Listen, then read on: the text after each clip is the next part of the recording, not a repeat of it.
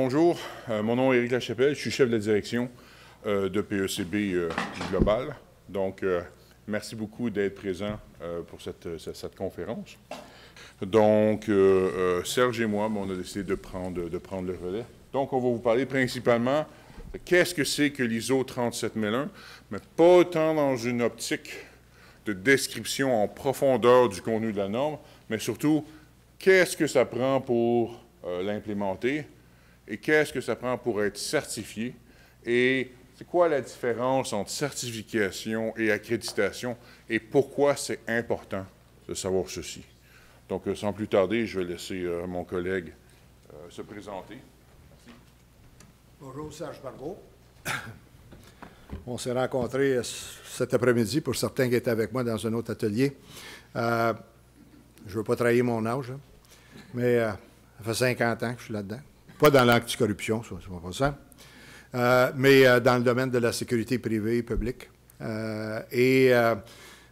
C'est un hasard, d'une certaine façon, qu'on a migré vers l'anticorruption depuis 4 ou 5 ans à cause de demandes de clients qui avaient des besoins particuliers dans le domaine des enquêtes, ce qui nous a amené à vraiment découvrir, finalement, les dessous de ça et les impacts négatifs de la corruption sur les organisations, sur les personnes, sur les familles et sur la société de façon générale. Donc, mon propos cet après-midi, comme Éric l'a mentionné, là, on a monté quelque chose qui, pour certains d'entre vous, peut-être vous connaissez, pour d'autres, ça va être du nouveau. Et c'est des choses qui sont bien importantes et fondamentales, finalement, à toute la démarche ISO dans une entreprise. D'abord, premièrement, les principes de base d'ISO, je vais y aller rapidement.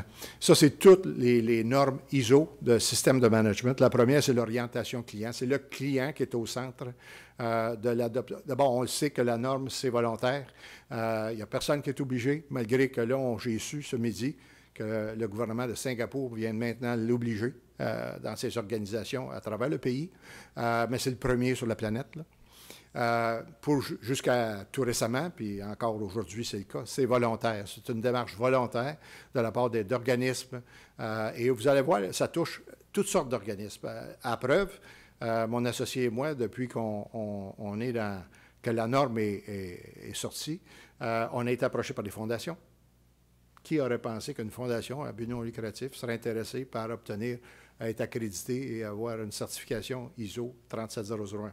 Des municipalités, des ministères, des organismes, des entreprises qui font affaire à l'international. C'est très vaste comme domaine et c'est très intéressant aussi parce que de base, ce qu'on doit voir, puis on va en parler dans quelques instants, c'est qu'il n'y a pas un modèle ISO 37001 qui cadre à tout le monde. C'est que chaque organisme, selon sa taille, selon son fonctionnement, selon son marché, il y a de l'adaptation à faire. Et c'est là que l'expérience et l'expertise des gens qui travaillent au niveau de l'implantation et du conseil dans l'implantation peuvent amener des éléments constructifs pour permettre justement une adaptation de la norme selon l'organisation auquel on s'adresse. Donc, l'orientation client, le leadership, ça prend un leadership fort de la haute direction des gouvernements. C'est sûr que ça vient de là. S'il n'y a pas ça, c'est impossible de certifier une organisation. Ça doit être démontré très clairement par des moyens très concrets qu'il y a une direction qui est donnée, il y a une orientation qui est donnée, qu'il y a des politiques qui sont adoptées et qui sont très claires sur le sujet. Pourquoi? Parce que c'est comme ça qu'on vérifie. C'est pas, moi, la compagnie, quand elle me dirait « Ah oui, on a fait de la publicité, on a fait de la communication interne, pour moi, c'est parfait. Montre-moi les communiqués, mais montre. » Mais la seule façon que j'ai de vérifier comme auditeur, c'est que je vais arrêter le monde dans le passage, je me vais demander « Es-tu au courant? » Qu'est-ce que tu fais si tu as une allégation ou tu penses qu'il y a de la corruption? C'est qui t'appelle? Comment tu procèdes? C'est là qu'on va aller chercher les vraies affaires, comme on dit, la réalité des choses. L'approche par processus. L'approche par processus parce que, comme je l'ai mentionné tantôt, chaque organisation étant différente, ce qui les rejoint, ce qui est commun, c'est les processus d'affaires. Dépendamment des organisations, certains vont... Là, actuellement, on travaille avec certaines municipalités. Ils ont des processus d'affaires qui sont différents d'une entreprise à but lucratif, manifestement. Mais c'est des processus d'affaires. Donc, on l'approche par processus d'affaires. Quand on fait le diagnostic organisationnel, ce qui est extrêmement important dans le début de la démarche d'implantation. Parce qu'on fait un diagnostic, on essaie de comprendre l'organisation et on essaie surtout d'identifier les processus d'affaires sur lesquels il y a des risques de corruption. On ne donne rien de perdre du temps sur des processus d'affaires où il n'y a aucun risque de corruption. C'est un standard anti-corruption. Donc, c'est là-dessus qu'on mise. L'amélioration continue, c'est un principe de base d'ISO. Rien n'est parfait en ce monde. Et même quand on obtient notre certification, ça ne veut pas dire qu'on a tout fini d'implanter puis que tout est parfait. Il y a toujours place à amélioration. Et il doit y avoir un programme d'amélioration continue annuel qui est audité aussi dans le processus d'audit pour s'assurer qu'il y a toujours une démarche d'amélioration dans l'organisation. Prise de décision fondée sur des preuves, évidemment. Et ça, c'est important aussi de le comprendre. Quand on travaille dans des organisations, il faut que ça soit documenté. Certains, d'ailleurs, on aura sûrement l'occasion d'en parler, mais ISO, il y a une documentation, il y a un soutien à ça qui doit être fait. Et c'est important. Pourquoi? Parce que c'est les preuves. C'est là qu'on va trouver les preuves. Ce matin ou cet après-midi, on faisait une conférence, mon collègue Jean et moi, sur la question des enquêtes dans les entreprises. La décision de faire une enquête ou de ne pas la faire, ça appartient au management, au top management, à la direction de l'organisation. Mais ça doit être documenté. Très important. Parce que moi, je m'en fous comme auditeur qu'il ait mené l'enquête ou qu'il ne l'ait pas menée. Ce que je veux savoir, quels étaient les critères sur lesquels ils ont pris cette décision-là et est-ce que c'est bien documenté? Parce que je ne suis pas là pour enquêter, je suis là pour auditer. Il y a une différence importante. Management des relations avec les parties intéressées. Bien évidemment, dans les organisations, si on pense par exemple à des municipalités, ils ont des parties intéressées. Ils ont évidemment les citoyens, ça va de soi. Mais ils ont le logement, hein, les organisations d'habitation à loyer modique qui doivent gérer. Ils ont des arénas, ils ont des loisirs. Des fois, ils vont amener du soutien à des groupes communautaires. Donc, il y a des partenaires qui peuvent être, oui ou non, impliqués dans toute la question de l'analyse des risques de corruption. Ce n'est pas simple à dire, bon, on rentre dans une municipalité, puis finalement, on regarde les finances, on regarde l'urbanisme et les travaux publics. Ça peut aller beaucoup plus loin que ça, dépendamment, encore là, de la nature puis de l'ampleur de la municipalité et de la complexité. Rapidement, les normes ISO de système de management, il y en a plusieurs. La 37001 étant seulement que la dernière parmi tant d'autres. Celle probablement la plus connue, c'est 9001, que vous connaissez probablement tous parce que ça fait des années, une vingtaine d'années qu'on voit des entreprises. En fait, il y a 1 500 000 entreprises au monde qui ont eu l'accréditation de l'ISO 9001. C'est probablement celle qui a été la mieux connue. Mais il y en a d'autres, il y en a plusieurs. 14 001 pour l'environnement, il y a 18 001 pour la santé et sécurité au travail, 20 000 pour les services de technologie de l'information, 22 000 sécurité alimentaire, continuité des affaires, sécurité de l'information, 27001, si on entend un peu plus parler, si vous avez affaire à des organisations où ils maintiennent, où ils ont des informations confidentielles provenant de commettants. 27001, pour eux autres, c'est comme fondamental, c'est une norme qui vient de parler de la sécurité de l'information. 28 000, la sécurité de la chaîne alimentaire, ou pas d'alimentaire, mais d'approvisionnement. Puis 3701, qui est la dernière, qui est l'anticorruption. Ce qui est intéressant là-dedans à retenir, c'est que si vous avez des organisations qui ont déjà une norme ISO, c'est-à-dire qui ont été accréditées 9001, ou 14 000, ou 25 000, évidemment, rajouter 37001, ce n'est pas une grosse tâche. Pourquoi? Parce qu'ils ont déjà le cadre de base, le cadre de référence, il est en place, puis il est fonctionnel, puis il a été audité dans le passé. Donc, on part de quelque chose qui est déjà existant et on ajoute les composants nécessaires pour rencontrer le standard de 37001. L'historique, bien, écoutez, c'est pas d'hier. D'ailleurs, l'anticorruption aux États-Unis ont été en avant de nous autres pas mal depuis 1977, qui ont adopté des lois concernant la corruption, particulièrement dans les contrats internationaux. Ce qui est plus intéressant pour nous autres, c'est que la 37001 est basée sur le British Standard 10500. Celle-là, elle a été adoptée par le gouvernement britannique ou l'organisation des normes au gouvernement britannique en 2011.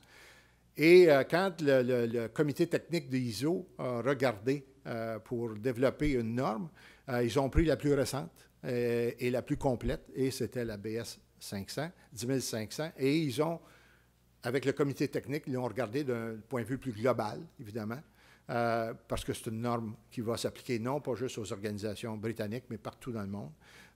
Donc, ils ont parti de ça pour faire une adaptation, si on veut. Il y a d'ailleurs des membres d'un comité canadien qui a participé à l'exercice, qui ont représenté le Canada dans ce travail de recherche et d'analyse. Il a été signé par 164 pays en octobre 2016. Les domaines d'application, encore là, mais on parle de corruption, évidemment, dans les secteurs publics, privés et sans but lucratif. C'est ça, je vous donnais l'exemple tantôt. On a été approché par des fondations, chose qu'on n'anticipait pas vraiment. On pensait tout le temps aux municipalités, gouvernements, mais en fait, ils ont raison. Parce que la première fondation québécoise qui va pouvoir se targuer d'avoir été accrédité 37001, ça va changer la donne, ça. Ça va changer, ça va lui donner un avantage compétitif incroyable. Alors, vous voyez que c'est pas juste... oui, les mandats publics, évidemment, avec tous les médias, toute l'information qui est médiatisée, notre regard est souvent porté là, mais il y a beaucoup d'autres endroits. La corruption, là, c'est pas juste dans le domaine public, je peux juste vous le dire, c'est très large. Et quand on a fait de l'international, moi j'ai fait pas mal d'international, dans certains pays où la corruption, c'est une façon de vivre, je peux vous dire quelque chose, ça n'a rien à voir avec l'aspect public de la chose. C'est partout, pour toutes. Donc, corruption par l'organisme ou par le personnel de l'organisme, par les partenaires commerciaux, parce que ça, on voit ça, les consortiums, de plus en plus, c'est dans les gros contrats, on voit des consortiums. Un des partenaires peut faire de la corruption et ça va impacter l'ensemble du consortium. Donc, c'est important, ça aussi, de comprendre que quand on embarque avec des partenaires et qu'on est accrédité ISO 37001, on a des responsabilités de s'assurer que le partenaire avec lequel on se joint fait ce qu'il a à faire pour respecter la norme, puis mettre en place des processus qui vont respecter ça.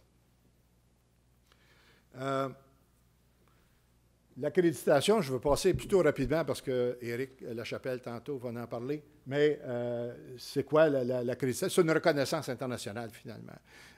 Et Éric, tantôt, va vous expliquer comment ça arrive, ça part d'ISO, puis ça descend jusqu'à vous. Comment ça peut... Comment on s'assure aussi que le lien est fait et que on est vraiment accrédité. Ça, là, vous allez voir, on apprend des choses. Moi, j'en ai appris pas mal dans la dernière année à ce sujet-là. Qu'est-ce qu'un SMAC? Un SMAC, c'est un système de management anticorruption. Hein? On dit que c'est balisé par la clause 4.4 de la norme qui dit essentiellement qu'un organisme doit établir, documenter, mettre en œuvre, tenir à jour et revoir, le cas échéant, et en améliorer en continu un système de management anticorruption. Les clauses de 4 à 10 dans la norme, c'est ce qui régit le système de management. Ce matin, moi, j'adressais la clause 8.10 qui est l'enquête dans l'éventualité d'informations de violation aux politiques ou carrément des allégations de corruption. Mais la norme, vraiment, là, elle balise des articles 4 à 10, balise ça, ou les clauses de 4 à 10. Ça doit contenir des indicateurs aussi pour identifier et évaluer le risque. Tout est fondé sur le risque. On l'a vu tantôt. Tout est fondé sur le risque quand on parle d'implantation d'une norme. Tantôt, je vous disais, on regarde les domaines d'affaires ou les processus d'affaires. C'est justement pourquoi? Parce qu'on veut identifier parmi ces processus d'affaires-là lesquels sont à risque de corruption. Parce qu'on va voir dans quelques instants que dans l'implantation, c'est là qu'on peut se perdre dans l'implantation. Si on ne fait pas une bonne analyse de risque, puis qu'on n'a pas bien identifié les processus d'affaires qui sont susceptibles, c'est là qu'on peut, à un moment donné, les gens vont dire, ça n'a pas de bon sens, c'est long, c'est compliqué. Bien oui, c'est compliqué, c'est parce que tu es mal parti. Ta fondation n'était pas solide, c'était pas clair, puis tu t'en vas comme ça. Là. Moi, souvent, ça, c'est des gens qui sont éligibles pour le prix Christophe Colomb. Quand il est parti, il ne savait pas ce qu'il s'en allait. Quand il est arrivé, il ne savait pas ce qu'il était. Puis quand il est revenu, il ne savait pas ce qu'il avait été. Voilà. Malheureusement, ça arrive dans nos organisations, ça. On essaye d'implanter quelque chose, mais on commence, puis on dit, bon, on fait ça demain, on fait ça demain. On s'en va, on s'en va, on s'en va. Le focus n'est pas clair.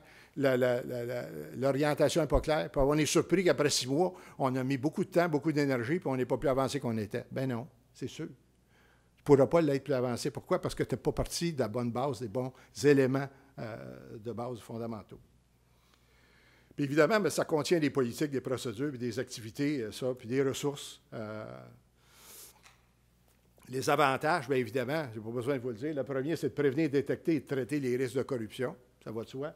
Promouvoir la fiabilité et la confiance. Qu'est-ce qu'on a aujourd'hui qui est en manque? Ce sur quoi souvent on entend des critiques, c'est ça, on n'a plus confiance. On n'a plus confiance. Ben oui. Des fois, on n'a pas raison de ne pas avoir confiance, mais dans les faits, la perception est pire que la maladie, des fois. Là. Alors, il faut...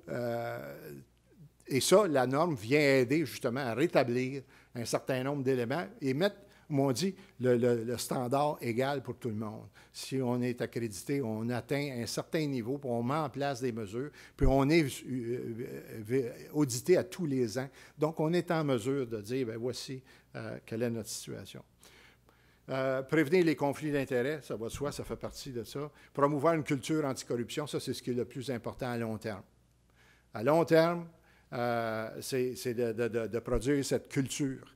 D'ailleurs, Jean et moi, on a fait faire une étude par un profileur professionnel sur quels étaient les profils des gens qui font du crime à col blanc. Nous autres, évidemment, on visait la corruption plus particulièrement, mais elle dit, écoute, c'est impossible. D'abord, premièrement, il n'y a pas de recherche dans le monde faite strictement axée sur la corruption.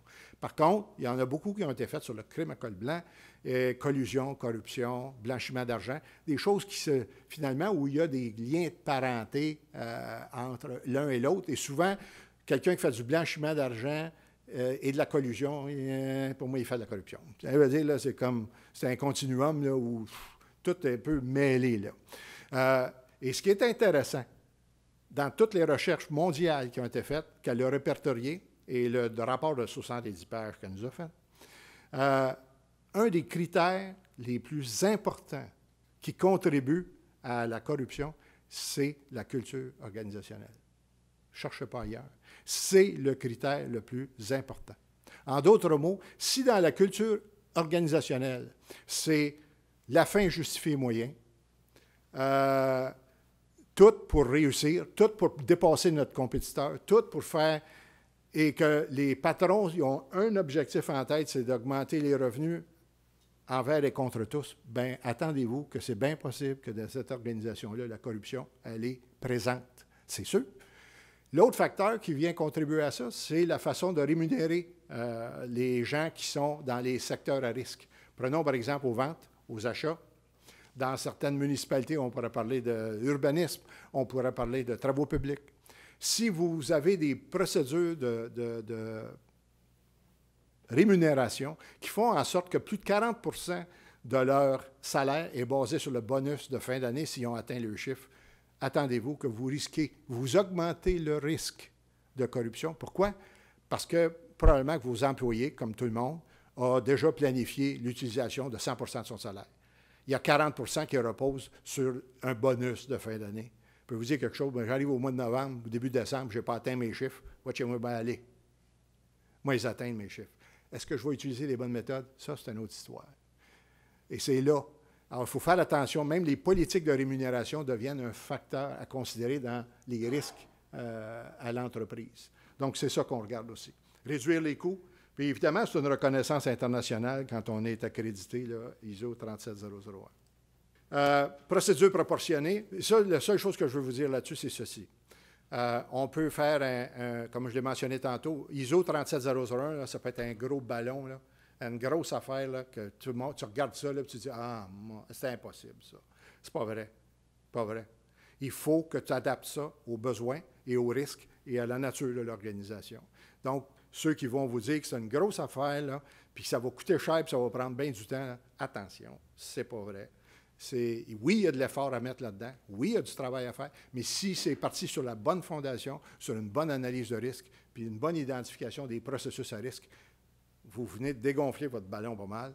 Et là, on peut le prendre en morceaux. D'ailleurs, D'ailleurs, il n'y a rien qui exclut dans la norme qu'on puisse procéder par département. Exemple, vous avez un département des ventes dans votre organisation. C'est une grosse organisation. Vous avez une centaine de personnes au département des ventes.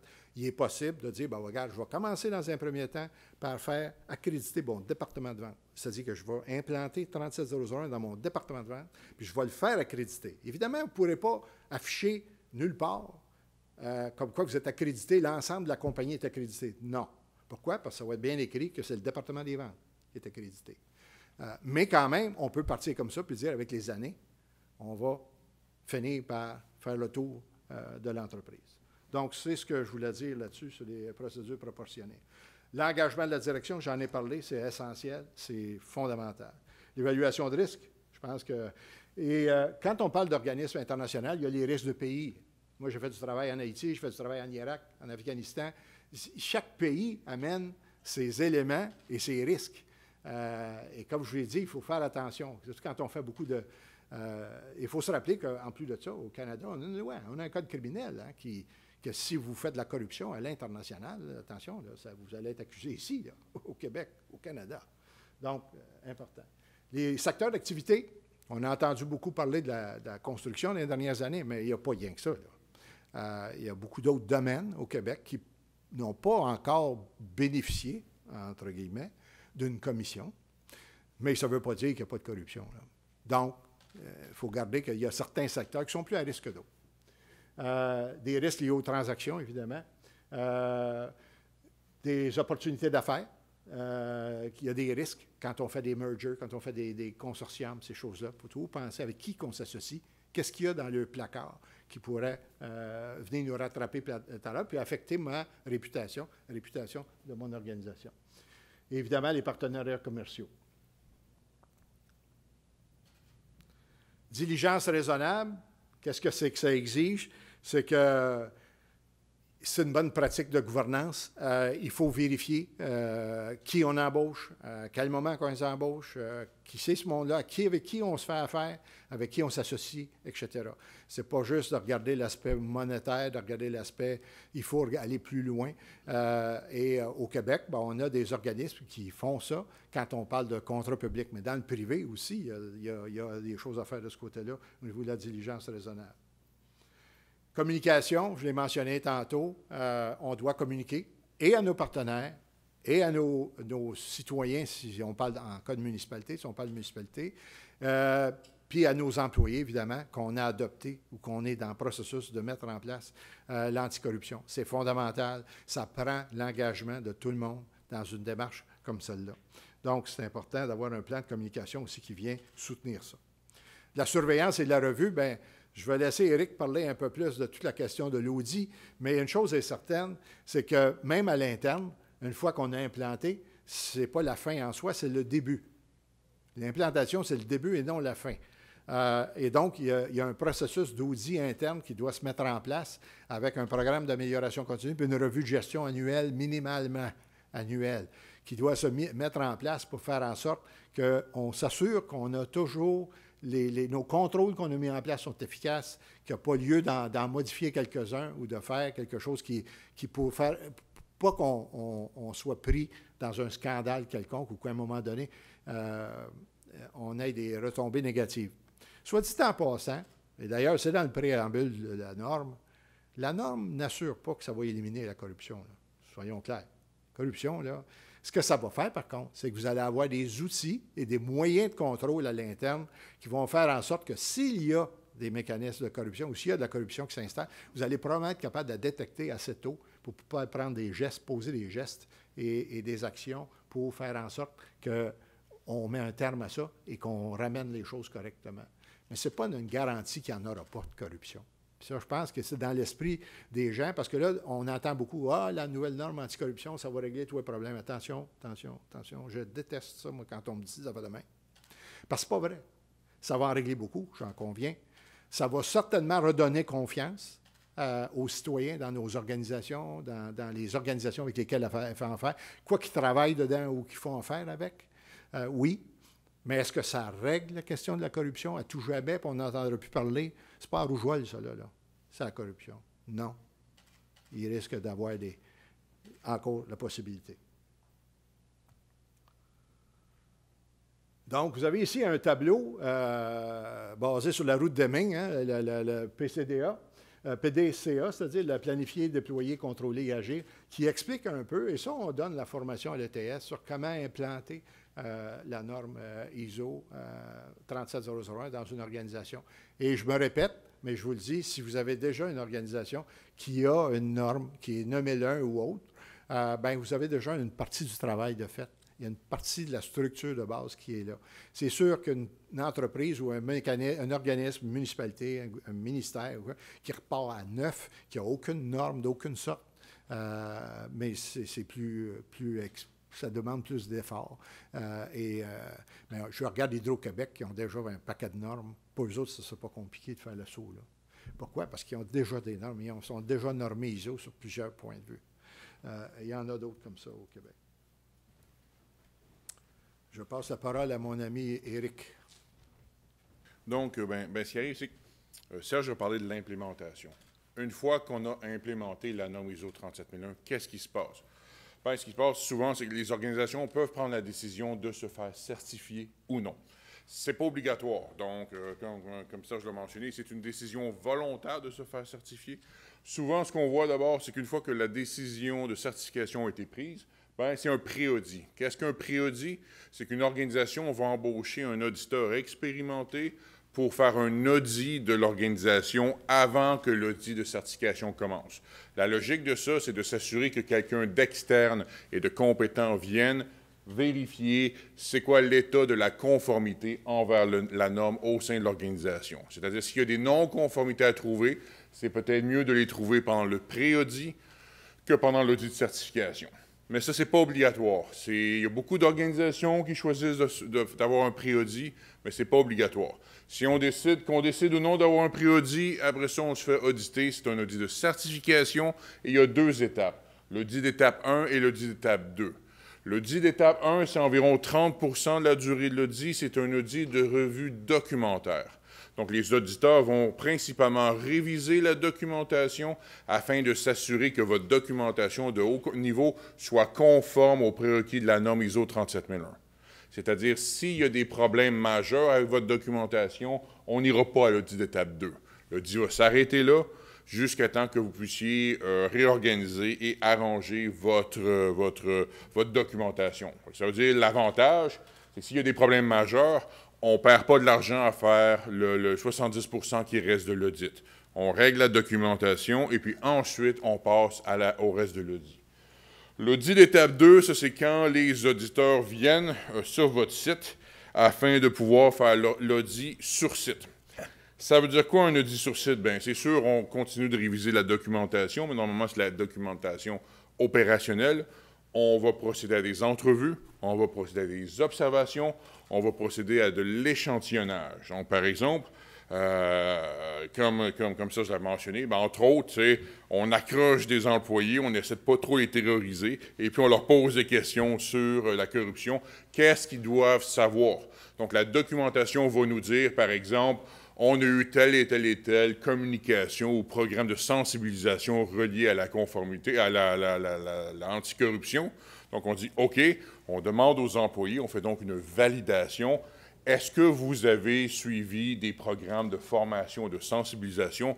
Pouvez-vous me dire c'était quand, c'était quoi le format, qu'est-ce que vous en souvenez, de quoi vous vous souvenez? Donc, afin de pouvoir valider que ce qui est documenté, c'est ce qui se produit en réalité.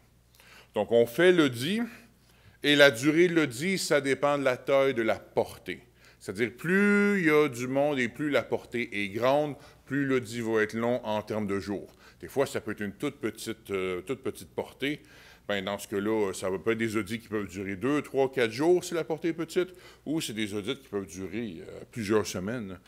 Dans certains cas, comme on a fait un audit à Baltimore, à New York, d'une organisation qui s'appelle Legg Mason, bien, c'était 3000 personnes dans la portée, C'était, si je me trompe pas, c'est 14 ou 15 sites internationaux. Donc, c'était un audit qui avait pris environ l'équivalent de 3 semaines d'audit. Certaines parties, l'audit documentaire, d'autres des audits sur site à Baltimore et à New York, puis certaines parties des audits à distance, entre autres avec Singapour, le Japon, etc. Donc, c'est environ 3 semaines la durée totale d'une très, très grande portée. Ça peut aller à plus grand, ça peut aller à 4 ou 5 semaines, mais ça, c'est une très grande portée. Normalement, un audit va avoir une portée beaucoup plus limitée, et puis on parle d'audit d'environ 5 à 10 jours. S'il y a des non-conformités qui sont trouvées, non-conformité, ça veut dire que c'est des points envers lesquels l'organisation ne répond pas aux prérequis de la norme, l'organisation va devoir présenter des plans d'amélioration corrective, et dans certains cas, ça va être accepté comme tel. Dans d'autres cas, les auditeurs vont exiger de revenir sur site pour s'assurer de l'implémentation des actions correctives. Une fois que ça c'est fait, ben, on espère, on obtient la certification.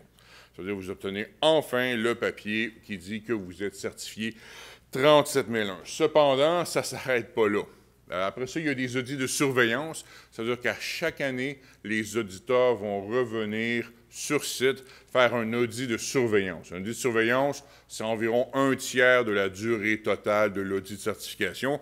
Et le but, c'est de s'assurer que l'audit, que le système de management, le SMAC, est toujours fonctionnel. Et après 3 ans, il y a un audit de recertification. Donc, ça veut dire que les auditeurs reviennent et reprennent l'audit au complet afin de s'assurer que l'ensemble du système de management fonctionne et répond aux prérequis de la norme. Donc, on a vu plein d'organisations qui font les manchettes ces temps-ci afin de dire qu'elles sont certifiées à ISO 37001. Donc, on les félicite. Cependant, petit détail important, il y a certaines de ces certifications-là qui sont accréditées et il y a certaines de ces certifications-là qui sont non accréditées. Alors, quelle est la différence entre une certification accréditée et une certification non accréditée? La différence, c'est l'IAF. Bon, qu'est-ce que l'IAF? Ça veut dire que n'importe qui peut commencer à prendre la décision de certifier quelqu'un d'autre. Moi, si je veux, je peux partir Éric Lachapelle certification. Dans mon garage, je fais mon bureau. Si vous voulez être certifié, appelez-moi, je vais vous donner mes coordonnées bancaires, je vais passer vite chez vous, puis je vais vous émettre un beau certificat. Ça, évidemment, c'est une certification non accréditée. Ne cherchez pas Éric Lachapelle certification sur Internet, on n'est pas là. Mais ça veut dire que n'importe qui peut prétendre certifier des organisations, et ce n'est pas illégal. C'est un service que quelqu'un peut choisir d'offrir. Il existe une procédure qui s'appelle l'accréditation. Une accréditation, ça veut dire qu'il y a un organisme internationalement reconnu qui va venir auditer l'organisme de certification et qui va s'assurer que l'organisme de certification suit les meilleures pratiques en termes d'audit et suit des procédures selon ce que ISO nécessite. Donc, c'est ça la différence. La différence, c'est que non accrédité ne veut pas nécessairement dire non reconnu. Vous pouvez avoir une reconnaissance régionale si quelqu'un est très compétent, il a une bonne réputation, et puis il fait un bon service de certification. Mais quand on parle de reconnaissance internationale, en dehors d'une région prédéterminée, la seule manière d'assurer la reconnaissance, c'est l'accréditation. Qu'est-ce que l'accréditation? Bien, c'est se faire accréditer par un organisme qui est membre de l'IAF, l'International Accreditation Forum. Ça, c'est l'association, si on veut, la fédération des organismes dûment reconnus qui peuvent faire des audits d'accréditation. Et en Amérique du Nord, il y en a juste 3 organisations pour certaines normes qui sont autorisés par l'IAS, qui sont reconnus par l'IAS et qui sont membres de l'IAS pour faire des audits d'accréditation. Au Canada, il y en a un seul, c'est le Conseil canadien des normes. Tandis qu'aux États-Unis, il y en a 2. Il y a ENAB, qui est un organisme d'accréditation, et il y a l'IAS, l'International Accreditation Service. Ce sont les deux grands joueurs aux États-Unis. PECB, ben, nous, on est accrédité par l'IAS. La plupart des pays en ont un seul. Donc, en France, c'est le COFRAC. Au Royaume-Uni, c'est UCAS, United Kingdom Accreditation Services. Normalement, chaque pays a son propre organisme d'accréditation. Et vous, ben, si vous voulez voir, est-ce que c'est legit, est-ce que c'est reconnu, regardez, est-ce qu'ils sont membres de l'IAF? S'ils sont membres en règle de l'IAF, ça veut dire que l'accréditation qu'ils vont donner aux organismes, donc indirectement, votre certification, va être reconnue à l'international. Et il y a plusieurs types d'accréditation, mais les principaux, c'est la 17021. C'est quoi ça, la 17021? C'est une accréditation de système de management. Donc, ça veut dire que c'est une accréditation d'entreprise.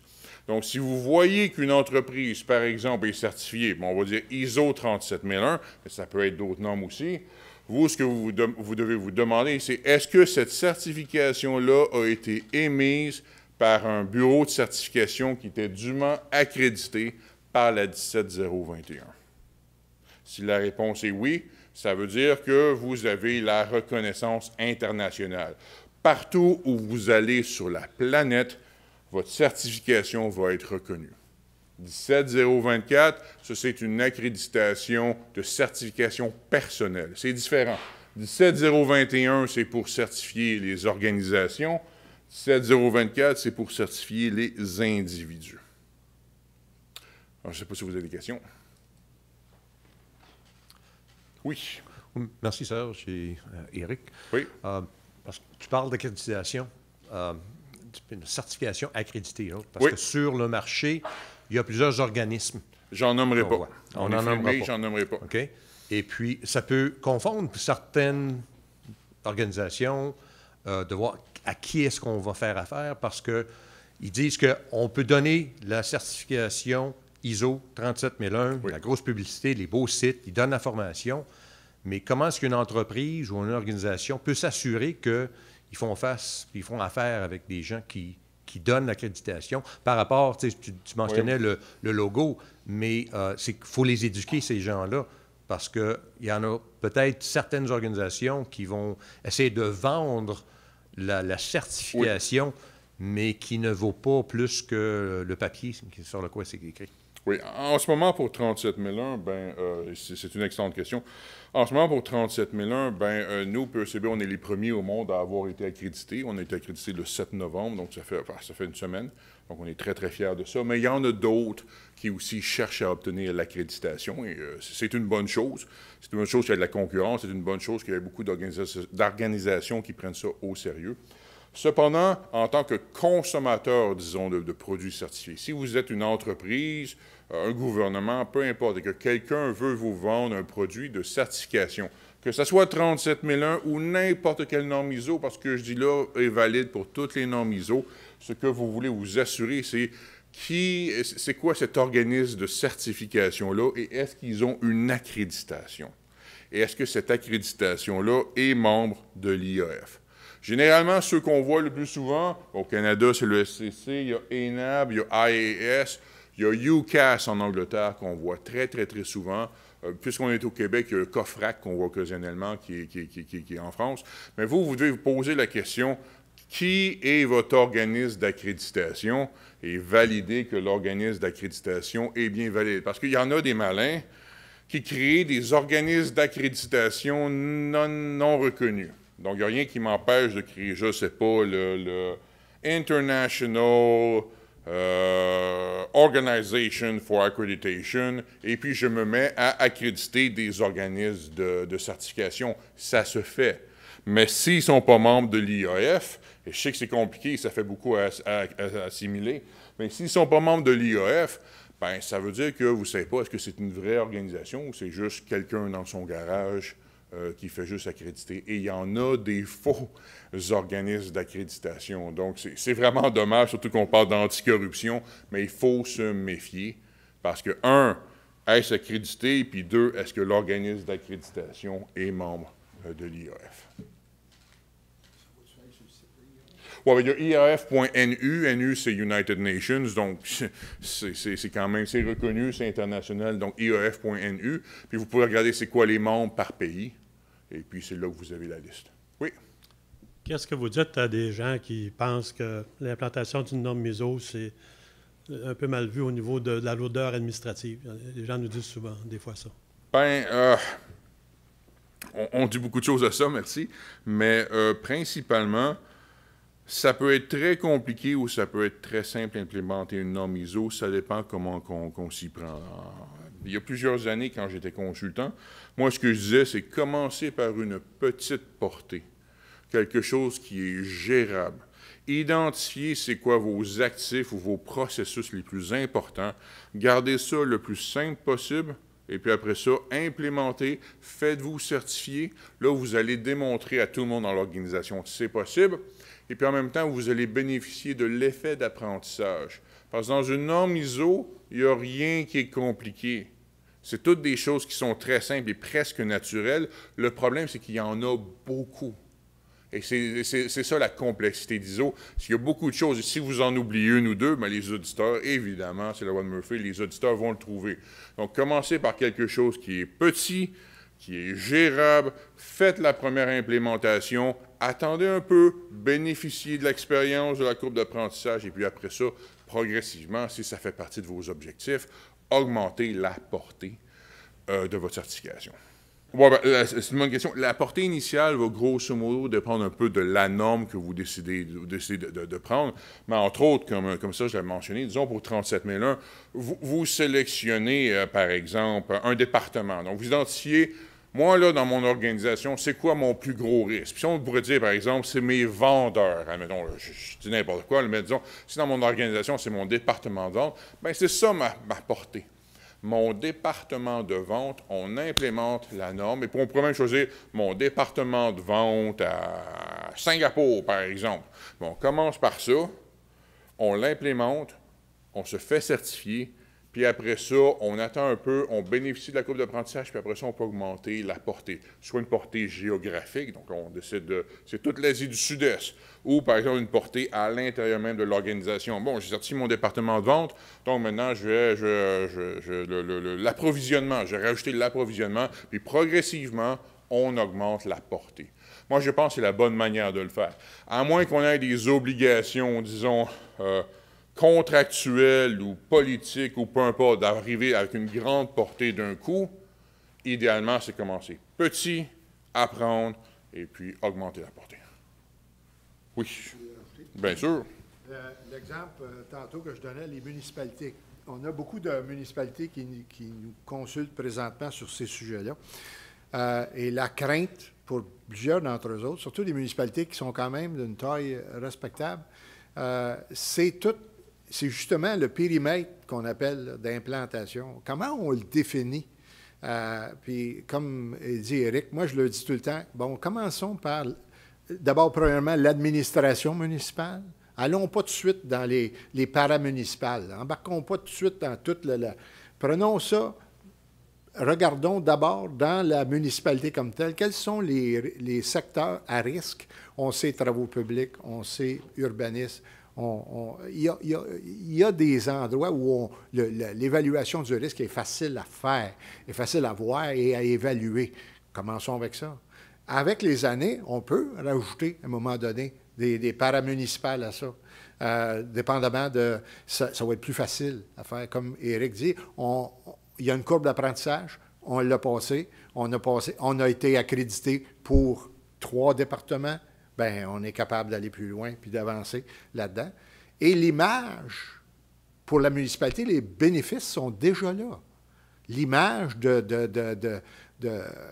d'anticorruption, d'une culture d'anticorruption, le message est là, quand même. Et il y a un travail à faire, puis c'est un travail d'amélioration continue, puis d'ajout au fur et à mesure d'autres organismes qui gravitent autour de la municipalité. Mais si on parle d'une petite municipalité de 5 ou 8 000 habitants, fort probablement qu'on est capable de tout ramasser dans... C'est ça, là. Il n'y a pas... comme je dis souvent, moi, là, il faut faire attention. Si quelqu'un arrive puis il y a des ornières, puis pour lui, ISO 3701, c'est un dogme, puis il y a une approche dogmatique par rapport à ça, inquiétez-vous. Inquiétez-vous. C'est parce que c'est quelqu'un qui ne connaît pas ça, qui a jamais fait de la gestion de sa vie, là, et qui voit, là, il s'en va là, parce que c'est écrit, c'est là que je m'en vais, puis je ne m'en vais pas ailleurs. Je ne peux pas aller ailleurs, de toute façon, je n'ai pas confiance en mes moyens d'aller ailleurs. Et c'est là que vous allez avoir des gens qui ont une certaine expérience, une certaine expertise, vont être capables de dire, ouais, attention, on est capable de faire ça, on va faire ça. On respecte toujours la norme, on respecte toujours les éléments clés, mais on va le prendre d'une manière management, dans un management progressif et qui va faire en sorte qu'on est capable d'évoluer avec ça. On doit arrêter ici. Donc, merci beaucoup. Dans environ une dizaine de minutes, on va avoir Joe Pistone qui va faire son allocution à 4h30 dans la salle principale. Je pense que c'est la 524. Donc, merci beaucoup. Merci.